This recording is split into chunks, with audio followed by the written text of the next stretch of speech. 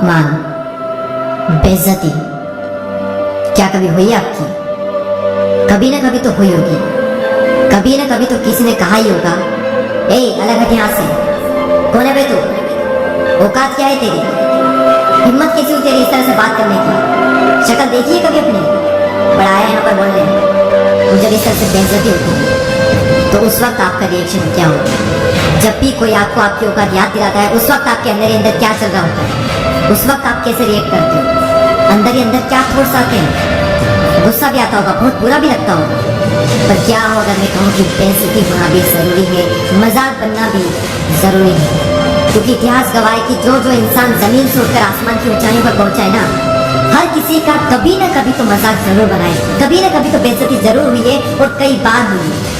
बात है सन 1999 की, जब रतन टाटा ने अपनी पहली passenger car Tata indica launch की थी, और शुरुआती समय में ही ये बुरी तरह से फेल हो गई।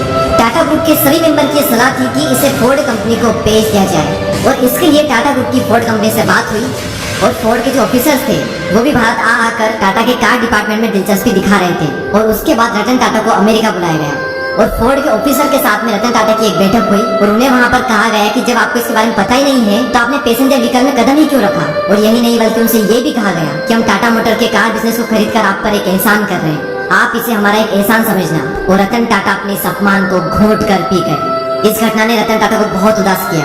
रतन टाटा ने बदले की भावना में समय गंवाने से ज्यादा जरूरी समझा अपनी कमियों को सुधारना।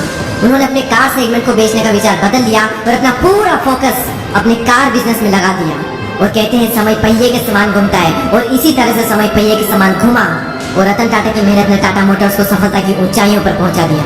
एक तरफ टाटा ग्रुप की टाटा मोटर्स कामयाब हो रही थी, तो वहीं 2008 में फोर्ड कंपनी दिवालियापन की स्थिति में आ गई थी, और ऐसे में रतन टाटा के पास में बहुत ही अच्छा मौका था फोर्ड को नीचा दिखाने का।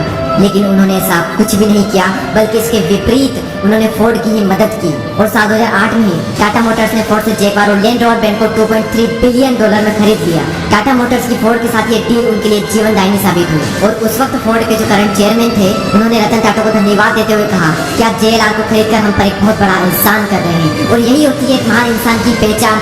अच्छा तो हर कोई बन सकता है, महान बहुत कम बन पाते हैं। और ये तो कुछ भी नहीं, इससे भी बुरा अपमान हुआ था डॉक्टर भीमराव अंबेडकर का। नीची जात के थे तो लोग इनकी परछाई भी अपने ऊपर नहीं पड़ने देते थे। एक बार कुएं का पानी पी लिया, कुएं को टच कर दिया, तो एक छोटे से बच्चे को बहुत मार पड़ी, सिर्फ इसलिए क्योंकि उसने कुएं को छू लिया, उसका पानी पी लिया। स्कूल में उन्हें क्लासरूम के अंदर नहीं जाने दिया, कहा बाहर बैठकर पढ़ाई करो। कहा गया कि संस्कृत ब्राह्मणों के लिए होती है, तुम्हारे लिए नहीं। इतना अपमान हुआ, बहुत दर्द होता है अंदर से। उन्होंने ठान लिया कि तुमने मुझे अपने गांव के स्कूल में नहीं पढ़ने दिया, मैं दुनिया की सबसे बेस्ट यूनिवर्सिटी में पढ़ कर आऊंगा।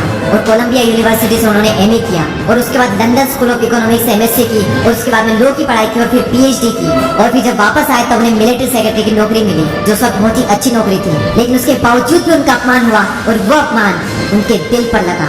उन्हें तब भी कुएं का पानी पीने का अधिकार नहीं था। वहाँ का चपरासी तक उन्हें फाइल फेंक कर देता, कहता था कि गद्दी पर बैठ गया तो क्या हुआ, ये तो अभी भी निचली जात का ना। बस उन्होंने भी इसी अपमान को घूंट करके पी लिया, और भारत का संविधान लिख दिया, और अपना हक पा कर रहे। और अपना हक तो पाया ही, साथ साथ निचली जाति के लोगों को भी उनका अपना हक दिलाया। मैंने कहा था अपमान जरूरी है, बेइज्जती से ही बदलाव आता है। अंग्रेजों ने एक बार गांधी जी को ट्रेन से धक्के मार कर बाहर निकाल दिया था, बहुत बेइज्जती हुई थी। उनसे कहा गया था कि तुम काले इंडियंस डिजर्व नहीं करते हमारी ट्रेन में बैठना, और उन्होंने भी ठान लिया कि तुमने मुझे ट्रेन से बाहर निकाला है, मैं तुम्हें अपने देश से बाहर निकाल दूंगा।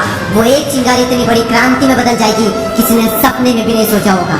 अमिताभ बच्चन को भी रेडियो जॉब से उनकी भारी आवाज और उनकी लंबी हाइट की वजह से निकाल दिया गया था, और वही ऊंची हाइट और उनकी वही भारी आवाज आज उनकी पहचान है।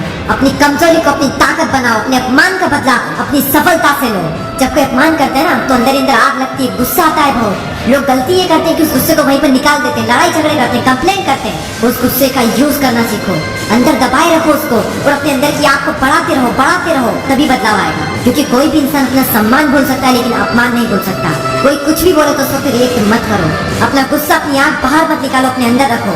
बाहर निकाल दोगे तो बेइज्जती तो होगी सही, तुम कभी अपना बदला नहीं ले पाओगे, और न ही वो इज्जत हासिल कर पाओगे जो तुम पाना चाहते हो। अपने अंदर बार बार ये बात बोलते रहो कि कहा था ना तुमने कि शक्ल देखी है अपनी, एक दिन ऐसा लाऊंगा कि तुम शक्ल देखने को तरसोगे। कहा था ना तुमने कि चल हट यहाँ से, कोने पे तू, एक दिन ऐसा भी लाऊंगा कि कोई बैठा नहीं रहेगा जब मैं खड़ा रहूंगा। कहा था ना तुमने कि औकात क्या है तेरी, मेरी औकात में नहीं, मेरा वक्त बताएगा। क्योंकि जब समय का पहिया घूमता है ना, तो उसमें अच्छे अच्छे घूम जाते हैं। और बार बार अपने अंदर ये बात दोहराते रहे कि ठुकराया है जिन्होंने मुझे, मेरा समय देखकर वादा है मेरा एक दिन ऐसा भी समय लाऊंगा कि मिलना पड़ेगा उन लोगों को मुझसे मेरा समय लेकर। और मैंने इस वीडियो में जो आपको एग्जांपल बताए हैं, रतन टाटा, डॉक्टर भीमराव अंबेडकर, महात्मा गांधी, अमिताभ बच्चन और ना जाने से कितने लोग हैं जो हमें बताते हैं कि जिंदगी वो नहीं है जो हमें मिलती है, बल्कि जिंदगी तो वो है जो हम बनाते हैं। और किस तरह बेइज्जती का जवाब दिया जाता है बिना कुछ बोले। दीपक दैया चैनल पर हम ऐसे पावरफुल मोटिवेशनल वीडियोस लाते रहेंगे। आप लाइक और शेयर करके हमारा हौसला बढ़ाएं और नए वीडियोस को मिस न करने के लिए सब्सक्राइब करके बेल आइकन को प्रेस करें। अगले वीडियो में फिर मुलाकात होगी, तब तक के लिए जय हिंद, जय भारत।